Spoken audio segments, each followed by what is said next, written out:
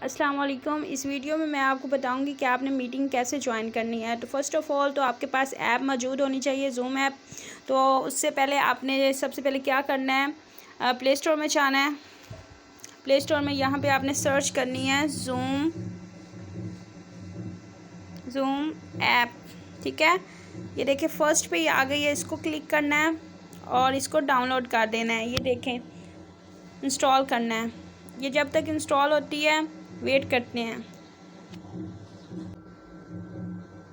ये देखें डाउनलोड हो रही है जी। तो हमारी ज़ूम ऐप जो है डाउनलोड हो चुकी है। अब आपने क्या करना है, आपने बैक चले जाना है व्हाट्सएप पे, ठीक है। व्हाट्सएप पे जाना है आपने और जो लिंक आपको शेयर किया गया है उस पर क्लिक करेंगे।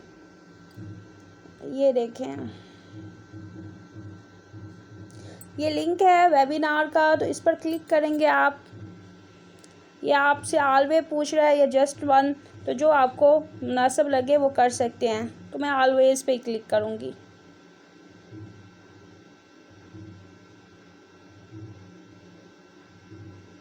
ये देखें कॉन्टैक्टिंग हो रही है, ठीक है। ये यहाँ पे आपने नेम अपना सबमिट करना है।